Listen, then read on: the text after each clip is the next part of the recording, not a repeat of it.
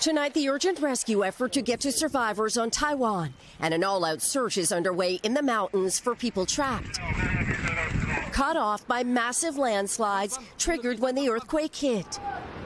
With major roads and tunnels blocked, there's no way out. Rescue crews were able to reach some people, leading them to safety on foot. And in some cases, helicopters are being brought in to get people out. But at a hotel in a national park here, dozens are still waiting for help. This bus, now a mangled mess, blocking the road. As we were leaving, rocks were still falling, he says. Dashcam video of when the earthquake hit, showing boulders rolling down a road, crushing cars.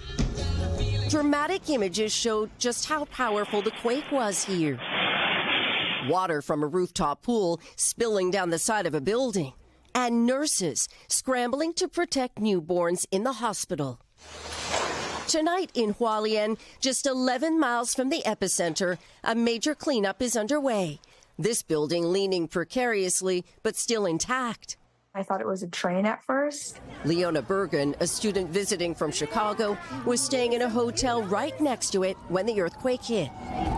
The whole place started shaking and rumbling. And it took me a while to realize what was going on.